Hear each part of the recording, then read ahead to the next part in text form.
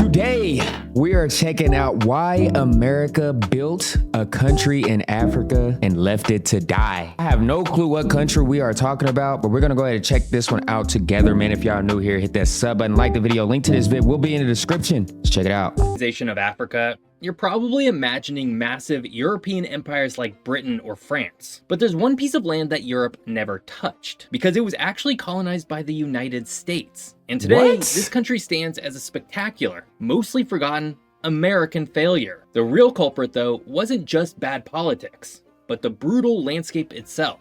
So why did geography doom America's first and only African colony? I'm Jeff, and this is the mostly untold and unreal story of Liberia. Liberia. Bro, I never knew this, bro. Liberia sits right on the southwestern corner of the African Bulge, bordered by Sierra Leone to the northwest, Guinea to the north, and Cote d'Ivoire to the east. And facing the Atlantic Ocean to the south and southwest is about 360 miles of uninterrupted coastline. In fact, if you were to look at a satellite map of Liberia today, you would immediately notice a glaring discrepancy in where people actually live in the country. The vast majority of Liberia's 5+ million people, its major infrastructure, its economy, and its largest cities, including the capital Monrovia, as well as Buchanan and Harper, are all squeezed onto a narrow, low-lying coastal plain. This coastal strip is characterized by sandy beaches, salty lagoons, and dense mangrove swamps. It's flat, it's relatively accessible from the ocean, and for the incoming American settlers in the 19th century, it was the only piece of the country they could physically manage to hold onto. In fact, in many ways, this coastline wasn't all that different from coastlines in the southeastern United States. But living on this coast comes with a massive catch, one that the southeastern US doesn't really have to worry about. You see, Liberia is defined by a tropical monsoon climate, and it is staggeringly wet. Monrovia is quite literally one of the wettest capital cities on the planet. It receives an average of 180 to 200 inches of rain every single year. Put that into perspective. London gets about 23 inches a year. Seattle, famous for its rain, gets about 40 inches. Even the tropical wet paradise of Hilo, Hawaii, or the cold, damp Alaskan archipelago only get between 120 and 150 inches of rain per year. So, suffice it to say, Monrovia is on a whole other level compared to the United States' wettest regions, and the vast majority of it falls in a punishing wet season between May and October. And while this amount of water feeds the incredibly lush rainforest, it also happens to destroy anything humans try to build. Roads turn into unnavigable rivers of mud, foundations wash away, and the heat and humidity breed a perpetual cycle of rot and rust. But as difficult as the coastline is, it's really nothing compared to what lies just inland. Because if you try to walk inland, you are immediately confronted by an impenetrable green wall. Just past the coastal swamps, the elevation begins to rise into rolling hills, and then eventually into low mountains and plateaus like the Nimbo Range. Covering nearly all of this interior is the Upper Ghanaian Forest. This is not your average forest. It's an incredibly dense, ancient, and hostile rainforest canopy. Even today, Liberia holds the largest remaining portion of this specific rainforest in all of West Africa. For a modern biologist, the interior of Liberia is a paradise, home to rare endemic species like pygmy hippopotamuses. But for anyone trying to build a country, lay down a road network, or march an army through it, the Upper Ghanaian Forest is an absolute nightmare. It's hot, suffocatingly humid, and historically teeming with diseases like malaria and yellow fever, which acted as a natural biological shield against I understand now. I understand. The US was just like, all right, hey, we good. Outsiders. And you might be thinking, if the jungle is so thick, why not just use those rivers to travel inland, like Americans did all over North America? It's a logical thought. After all, Liberia is sliced by several major rivers, including the Mano, the Lofa, the St. Paul, and the Kavala. But these rivers hold a deceptive flaw for anyone hoping to use them as a highway. Because of the changing elevation and the underlying bedrock, Liberia's rivers are choked with rapids, shallow sandbars, and waterfalls just a few miles inland from the coast. They are largely unnavigable for large boats. And so, instead of acting as roads into the interior, they just reinforce the interior's isolation and fortress-like physicality. And if you want to travel east to west across Liberia, you have to cross dozens of these torrential rivers, which is nearly impossible without massive steel bridges. So, Before a single colonist ever stepped off a boat, the die was already cast against them. Liberia's geography is almost a perfect trap. A muddy, rain-battered coastline, backed by an unnavigable, disease-heavy jungle that refuses to be tamed, and sliced by rivers that block you from moving sideways. But it's not like this part of the world has always been devoid of humans before the American colonists arrived. In fact, Liberia has always been home to an indigenous population. So who were these people, and how did they react to becoming a United States colony? When in Washington, D.C. ever pointed a finger at a map of West Africa, this stretch of coastline was already home to a complex web of human societies. For thousands of years, indigenous groups like the Kru, the Gola, the Kapele, and the Bassa had actually thrived in that unforgiving Upper Ghanaian rainforest. These people practiced something called shifting agriculture, moving their farms to allow the dense jungle to regenerate, and they used the region's rivers for local trade. When European explorers, first the Portuguese in the 1400s, finally anchored off this coast, they didn't find an empty wilderness. They found a bustling trade hub. They named it the Pepper Coast, after the highly prized Malagueta pepper that grew there. Unfortunately for these locals, peppers weren't the only thing the Europeans came for. By the 17th and 18th centuries, the coastal geography made this region a tragic and highly active zone for the transatlantic slave trade. Countless indigenous people— Hey, some of my DNA is in Liberia, though.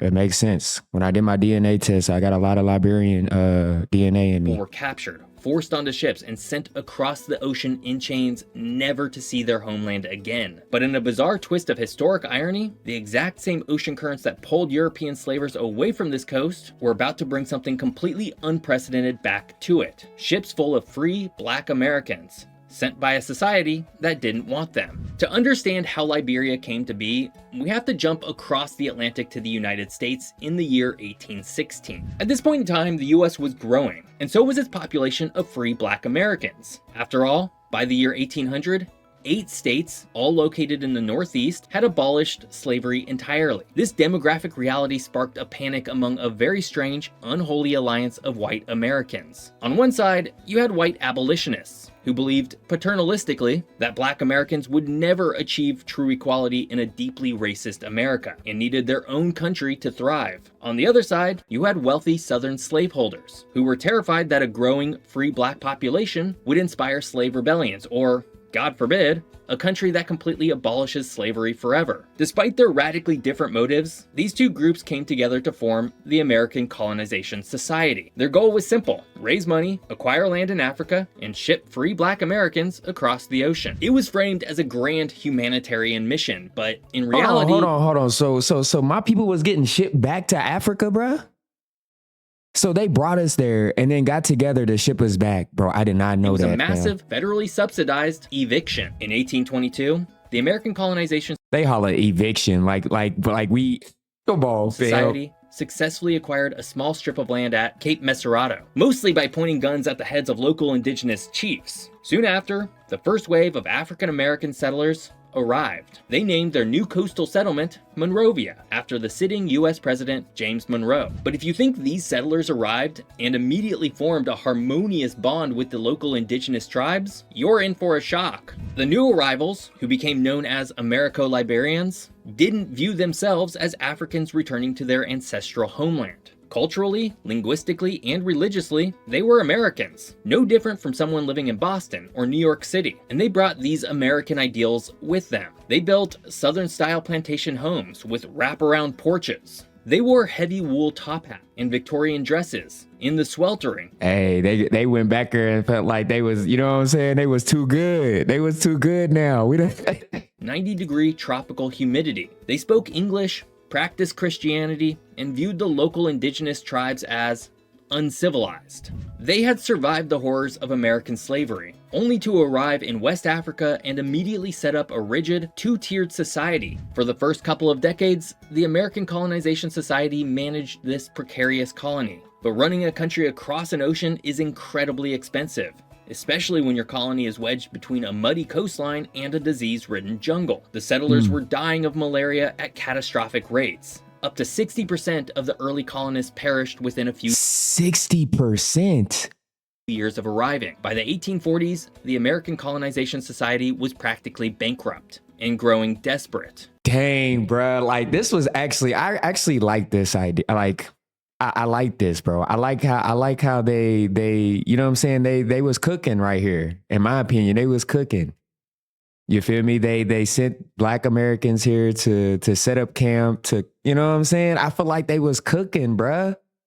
Oh, that's At the same weak. time, the British and the French, who were busy conquering neighboring Sierra Leone and Cote d'Ivoire, started encroaching on Liberian territory. They looked at Liberia and essentially said, "You're not a real country, you're not even a formal US colony, so we're just going to take this land." Backed into a corner, the Americo-Liberians did the only thing they could to protect themselves. In 1847, they officially declared independence, drafted a constitution modeled almost exactly on the US Constitution, and created a flag that looked nearly identical to the Stars and Stripes. Oh my gosh, it all makes sense now, bruh. Declaring independence is the easy part. Paying for it is a completely different story. Unlike the British or the French, who poured massive amounts of imperial capital into their African colonies to build deep-water ports, railways, and telegraph lines to extract resources, the United States basically washed its hands of Liberia. The US government refused to formally recognize Liberian independence for another 15 years, primarily because Southern politicians didn't want a black ambassador walking around Washington, D.C. Remember, this was leading up to and then during the American Civil War, which was directly about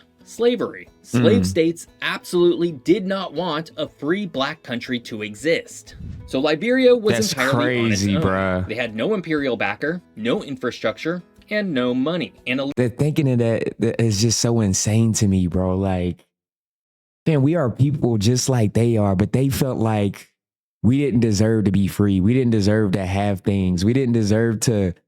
It's just the thinking behind that is just so insane to me, bro. That they can look at them and be like, they don't deserve anything. They're just slaves. They're just property, bruh. Like, elite class of Americo-Liberians, making up roughly 5% of the population, was now trying to rule over a 95% indigenous majority that they completely alienated, all while confined to a coastal trap they couldn't afford to break out of. Decade after decade, the country languished. They took out predatory loans from European banks just to keep the government afloat, spiraling deeper and deeper into debt. By the 1920s, the situation was catastrophic. So, sandwiched between large imperial neighbors eyeballing their land, they turned to the most unlikely of saviors, an American tire manufacturer from Ohio.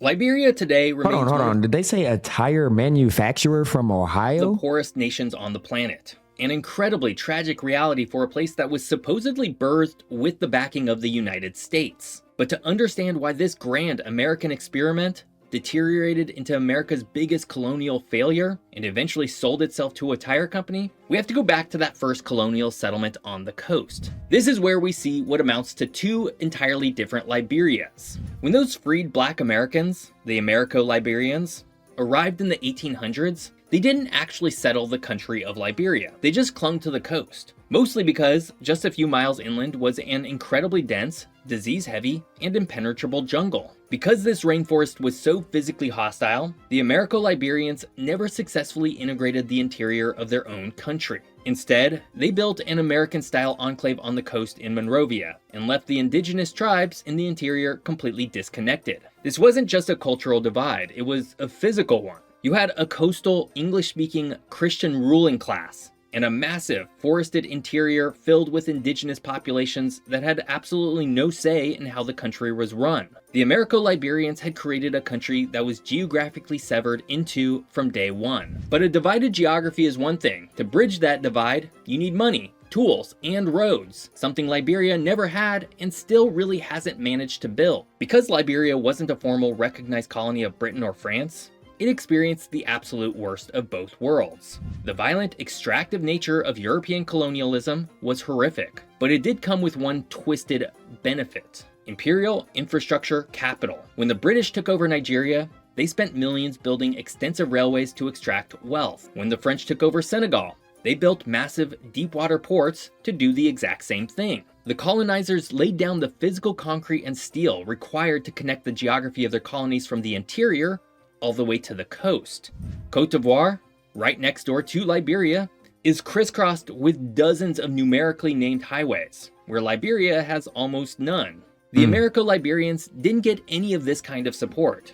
They were completely on their own. The US government largely refused to fund them because Washington's original goal was entirely different from Britain's or France's.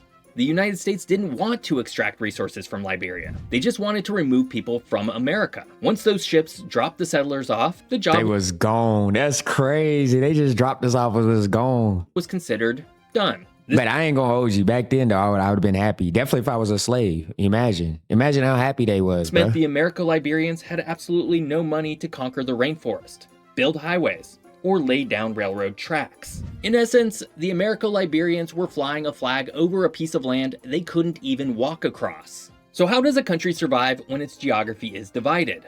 Its government is broke, and the world's superpowers have completely turned their backs on it. You sell your sovereignty to the highest bidder. And in Liberia's case, that bidder was a corporation. By the 1920s, Liberia was functionally bankrupt. They were defaulting on massive, predatory European loans. And the British and French were once again threatening to simply invade and annex the territory to collect their debt. To save their sovereignty, the Liberian government did something unprecedented. They essentially outsourced their whole country to a private American company. Enter Firestone, the booming tire and rubber company based out of Akron, Ohio. In the 1920s, the global automobile industry was exploding, and Firestone desperately needed a massive independent supply of rubber that wasn't controlled by the British or Dutch empires. And Liberia's tropical climate was absolutely perfect for growing rubber trees. Wow. In 1926, this was actually very smart, bruh. This was smart. Firestone and the Liberian government signed a historic agreement. Firestone was granted a 99-year lease for 1 million acres of Liberian land. The price? A shockingly low 6 cents an acre. In exchange, Firestone agreed to pay off Liberia's international debts, keeping the European empires at bay. But this deal came at a massive existential cost for Liberia. You see, Liberia didn't suddenly become a successful independent country after Firestone bought it out. Instead, it became a really large corporate company town. Firestone moved in and built the largest rubber plantation on Earth. Because the Liberian government was completely broke, it was Firestone that ended up building the roads. Firestone built the ports. Firestone built the power grid, ran the radio networks, and functionally dictated the national... Bro, this is different, bro. This is a whole company, fam. I've never heard of this, bro. A whole company came and took over the country, bro. A company in Akron, Ohio. From Akron, Ohio, bro. Economy, all with the backing of the US State Department. The physical geography of an entire African nation was effectively subjugated and heavily modified by a tire manufacturer in Ohio. That's For decades, wild. Liberia's primary export, and the only reason it stayed afloat on the global market, was the latex being extracted by a foreign corporation. But here's the craziest part in all of this. Firestone still operates this plantation and still exports massive amounts of rubber from Liberia to the rest of the world. In 2005, Firestone renewed their lease with Liberia for an additional 37 years to 2042, and as far as I can tell, still employs around 5,000 Liberians to this day. And while Liberia has endured... Hold on, go back to that. We have a plan to what? We have a plan to invest more than $100 million US in the rubber industry. We will be giving 600,000 rubber stumps to smallholder farmers to assist them replant some of their plantations. We also have our plan. Hey, bro, I know some of them farmers, bro. Whoever is owning those rubber tree plantations, bro, they got some bread over in Liberia. They definitely got some bread over for there. An additional 37 years to 2042. And as far as I can tell, still employs around 5,000 Liberians to this day. And while Liberia has endured many additional tragedies throughout its modern history, such as its 2 lengthy civil wars in the 1990s and into the 2000s, its failure to become a modern, stable country is undeniably tied to the United States. First as a colony, bruh. And then as its corporate debtor. In the end, Liberia's failure wasn't really a political misstep. It was a geographic and economic inevitability. It was a country conceived of as an eviction strategy, built on an unforgiving terrain, deprived of any meaningful infrastructure, and ultimately bought out by a corporation just to survive. And it's a story that's continuing to unfold to this day. Man, hey, this was very crazy. Like, I was not expecting a whole company, bro. A corporation bought out the whole country, basically. And they basically own the country. to keep it 1,000. They basically own the country. Till this day, they still, you know what I'm saying? They still doing their thing over in Liberia. I want to see more on Liberia, bro. I'm more interested in Liberia now. I want to see, do they have cities? Do they have, like, what is going on over in Liberia, bro? I'm curious now. Look, man, comment down below y'all thoughts. If you guys enjoy my reaction, link to this vid will be in the description. Stay tuned next to y'all. Peace.